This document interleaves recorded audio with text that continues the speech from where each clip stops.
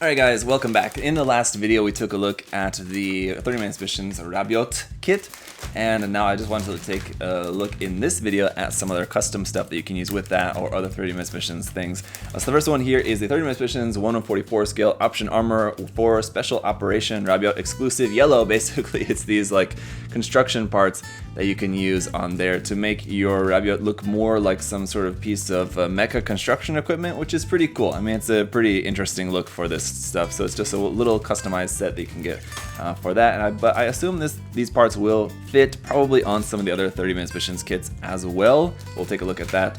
And then also the customized scene base 01. So this is sort of like a hanger display base sort of thing, recommended for 1/44 scale stuff. All the packaging artwork all shows different 30 Minutes Missions things, but you could use this for other 1/44 scale Gunpla or like the Full Metal Panic kits or anything like that, even the Ultraman kits, whatever you want you could use this for. So I got two of these. I'm gonna build up this, but let's just take a look at the packaging up close here for a moment then, shall we? Alright, so the option armor here first on the back, you can see just how that looks on the orange Rabiot, and then just some other mix and match selections there shown for you. Get this popped open, and then on the inside here, it looks like we are gonna have some stickers. Aha, yes. There's gonna be some foil stickers here for like the window sections of this, so you can see like here on the head and the chest parts, you got those sections that are gonna be represented with stickers here. So I was wondering if we were gonna have stickers for that or not, so it's kind of cool, I guess, to see that you got those included for anyone who maybe wants to use those. But here's a look at what the runner itself is gonna actually look like. So here's like the mechanical arm part there for that, and it looks like the claw parts for that, and a couple other connecting segments. These bits over here that will attach up onto the shoulders, and then like the head and the chest parts down in here as well. So the detail looks great. We'll see how those look on the actual kit here momentarily. Then let's first also just take a look here at the customized base 01 here as well. You can see it's also using one of these sand parts, which is not included with this set. That was with a different set here. It's combining it with the separately sold customized scene base and customize it to your preferences. Yeah, so there's there's like a sand one, there's also a water one that's coming out as well. I think that's not out quite yet, but you got some different other ones. I just wanted to check out just this simple one here, and it looks pretty cool when you've got a few of them combined together. It makes for a good, just simple display scene there. You've got different arms that you can use for that, it looks like, so different display arms, and this really long one is for if you want to use this like top part there, sort of like a ceiling part, I guess, and you can use that. So it's recommended for 1/44 scale kits. We've got a whole bunch of 30 Minutes Mission stuff here shown, so that's probably what I'll end up using this for as well for myself. Inside here we've just got the manual, how to build it on the back here. Should be pretty self-explanatory, just these two panels, the one connecting piece onto the action base there, like that, and then just how to build the different connection arms, and then just how to attach stuff onto there. Yeah, like I said, should be pretty self-explanatory. But here is the base plate part, ACBBA, the familiar base plate used for the action base 4 and 5. And here is CSB1A. It says customized scene base 1A. So again, here it's got some pretty nice detail on there, but also a little bit disappointed to see that it also has the like mold markings there, those circular markings there from the molding process. Why Bandai designed this with those to be on the front rather than those designed to be on the back side of this? I'm sure, you know, I'm no expert when it comes to designing the molds for this stuff, so I'm sure that's the way they had to do it. I don't think that's intentionally supposed to be like that, because when you look at the official artwork, you'll notice no circles there, but on actual parts, you've got all those mold circles there, so that is pretty disappointing. I mean, even before I got to that, I was just gonna say that I think the detail on this is like fine. It's like minimal effort detail on this. Like the wave hanger parts are so much nicer than this. This is, yeah, I guess it's kind of pretty typical Bandai. It was kind of low effort. It seems like it's just something to put out there when it's not really like top quality, but like it's there, you can use it, or you can get something different if you prefer. And I think I prefer something different, but here's the rest of the parts there. So we'll get it put together and we'll see how it looks. I think it'll be fine, maybe just for like some simple display, but I'm not really counting on this to be anything like really like top tier worthy, you know what I mean? Like something that if it's a project that I'm going to be spending a lot of time on, I'm not going to use something like this with it. This is something that's just going to be like a simple thing, I think, for you to just use it as a display. But anyway, let me just get it built up first and we'll see. Alright, now let's talk about these option parts first, but I just want to first just say, see what a difference the pose makes here when it comes to the Rabiot, where I just like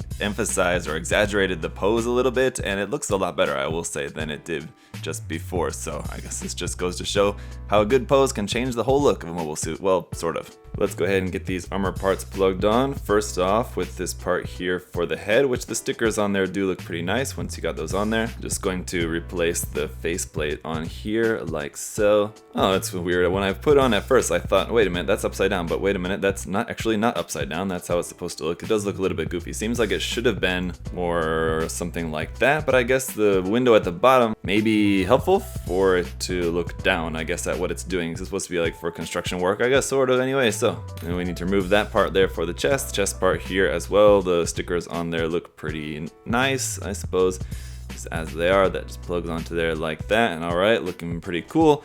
Then the parts for the shoulders are pretty simple. They're just parts that just cover like the front of the shoulders. They just plug on here onto the side. There you go, you got some extra armor there on the front, another hard point there on the front as well. 2 hard points now here on the side where you can plug stuff, and then just the back is open. So it will kind of like rotate a little bit here as well. So if you wanted, you could have this covering both sides, but you need 2 of this set, and that would, you could cover the front and the back of the shoulders, really bulk up the shoulders quite a bit. But with just the one set, you've only got enough parts on here to do it like this if you wanted on both shoulders, or you could just bulk up one shoulder and then just have the other one not covered on the front anyway. And then the last part here, of course, is the arms, which will attach on here onto the front skirt. Now again, this is just going based off of like the main sample that they give you for this, so this will rotate, and then the little shovel bit at the end will also rotate, and the same thing over on this side, it rotates there at the base, and then you've got the little claw part which will open 2 separate pieces there for that. So this is just kind of like the main way that it shows you how to plug these parts onto there, but of course there's many different ways that you could do it. Another one that I thought was pretty cool is that actually if you take these arms apart here and pull this part off of there, then actually what you can do is double them up. So again, this is the kind of thing, if you wanted 2 of the longer arms, you need 2 of the set. So I would kind of just recommend, if you like this set, just probably just getting 2 of it, because it opens up a lot more possibilities and cool stuff that you can do with this. So you can make a longer arm like that. And you can have that off the front of the crotch, but also what you can do is use the connector piece here. Instead of plugging it onto the front of the skirt, plug it up here onto the front of the shoulder, and now it's kind of sticking out really far. It looks a bit odd, but you can then plug the arm onto there and have that as a separate arm, like attached onto the front of the shoulder, or you can actually circumnavigate that whole thing. That's just what it shows you, again, just on like the official artwork. You could actually change it up a little bit. Plug this onto like the side of the shoulder there. It's a little bit kind of weird roundabout way to do it, but of course you can get creative. And then if you have one of the option sets that comes with all the different connectors and stuff, you can also get around this by using different connection pieces. Alright, so before we get into looking at the customized theme base, I'll just show you some different combination examples here, just a few things that I'm just coming up with, just kind of only using this. And again, there is a ton of possibilities that you can do with just this. There's a lot more possibilities that you can do with just other parts and other part sets that are included, or if you have 2 of this part set, or again, there's just all sorts of things that you can do with this 30 minutes mission stuff. That's kind of the great thing about 30 minutes missions kits in general, is that they're so customizable. But here's just a few different options just to give you guys some idea of what you've got here. And yeah, so you can just get a look at these parts included. But there is the option armor set. It's very cool, I gotta say, but again, I would definitely recommend probably getting 2. I think that gives you a lot more in options. But let's take a look at the custom scene base now, shall we? Alright, and so, I mean, once this thing is built up, I'm kind of equally disappointed with it. It's not horrible by any means. It's certainly usable, and especially, like I said, if you just want it for just a simple display, something to put your kits on your shelf instead of just having them just standing with nothing, I mean, it's certainly better than nothing. And we've got all the different connection arms and stuff there that you can use with this. I mean, so let's just take a look at this stuff. Now, of course, if you have 2 of these, they can stand side by side, and you can use this connector piece up underneath there to connect the bases. Not entirely really necessary, you just put them next to each other, and there's no piece to go between them here. So like, let me see, if I just put them on a flat surface there, they're gonna stand up next to each other without anything like holding them together there at the center. But an extra piece maybe at the center, like something like this, or another one of those basically, to go in between there maybe would have been cool, but they just look like that just next to each other. But if you wanted to stack one on top of the other, you'll get one of these rods included here with each set, so that'll attach like that. And then if you have your other one, you'll need like the same one but the opposite of that to attach up onto here, the bottom side of there. And it seems to hold up fine with just the one arm, but if you have 2 of this set, that means you will have 2 of these arms. So you could put another one here or like off to the side a little bit, maybe just to be out of the way. But you've got 2 of those you could use, but one does look like it's doing the job just fine. It's a little bit rickety as you can see, but it's holding up anyway. And for plugging the mechanical arm down into the base, you have two options here. You have this round one, which will just allow you to move it freely, but it's not locked in place at all. And then you have this hexagonal one, or I guess octagonal one. And this is one that won't move once it's locked together. In order to change the position of this, you need to pull these pieces apart, which is actually kind of a little bit annoying and difficult to do. But once you've got those apart, then you can just change the angle to whichever angle you like. So if you wanted to have it at a 45-degree angle instead of just straight up and down, you can do like that. And then what you're going to plug into there is one of these little connection arms, and you've got 4 of them. You've got 2 short type and 2 of the long type, and so you can just choose whichever one you want to do. If you'll say we just wanted a short one, but if you wanted to plug 2 of them together, we do have a connection piece here, so you can plug the 2 of them together to make a longer type arm, something like this. And as you can see, of course, we've got the hard points in the middle of the arm too, so you could extend or plug different things or like different effect parts or stuff into the middle of this extension arm if you wanted. So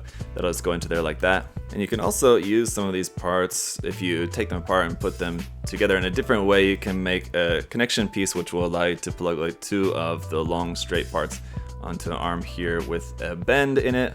Something like that you can do with these parts as well. And then on the end, for plugging your actual kit onto there, you have a couple different options as well. You have this octagonal one, which like at the base is just one that's fixed in place. You have to pull it apart in order to change the angle. And you have just the same thing, again, just like a round one here that will just be able to move side to side. You have this one here, which is kind of interesting. You just plug onto there and it just gives you just this peg that's just on a ball joint in the end of there. And then you have another version of that here too, which as you can see has the wider base. So this one doesn't have anything there. This is just meant to be plugged down straight into the base itself. And here you can see this is just also a just ball and socket joint, so you can just move the arm around in there in this ball joint. But you could switch the ball joints for the opposite version of that. The inner piece is what I mean. You could switch between the 2 of them. So anyway, you have a lot of different options. And last but not least, you also have the claw grabbing piece as well for kits that like don't have any specific like action-based connector. You can use this just to like grab onto the kit, and then this just plugs onto there just as usual as well. But again, basically, while the base is not necessarily that exciting or that great, it does give you something to put your kit on. So I mean, if you just want to spend a couple extra bucks when you're ordering some 30 minutes mission stuff, it works as just a nice simple little thing just to put your kits up on and just give them a little bit of a background there. It's some sort of mechanical looking hanger sort of look to it. So, and I mean, the mechanical arm for it to hold up the kit works as just a simple action base as well too. So it's not bad. It's fine for what it is. And then the option armor set there I think is pretty cool, but again, I would definitely recommend maybe picking up maybe more than one of that, because there's a lot of really nice options with that. And of course, you don't necessarily have to use 30 minutes mission stuff with that. So there is, for an example, just the HG Moon Gundam, which is a pretty large 1/44 scale kit. Most 1/44 scale kits will be a little bit smaller than that, not quite as big in there, but you can get an idea of the size of this. If you wanted to use this this customized base for anything like 1/100 scale, it's going to be looking maybe a little bit small. I think these are definitely best used for 1/44 scale stuff. But you can see for kits with like funnels or things like that, then this is also going to be pretty useful, because you can use the extra arm pieces for displaying your funnel parts and everything like that as well too, which is pretty cool. So that's pretty much it for this review, guys. Thanks so much for watching. If you have further questions or comments, feel free to leave those down below. And as always, remember, you can pick up all your 30 minutes mission stuff there at USA Gundam Store. The link is down below, and you can use my coupon code there as well. So check that out in the video description. Thanks guys so much for watching, and I'll see you again next time. Bye bye.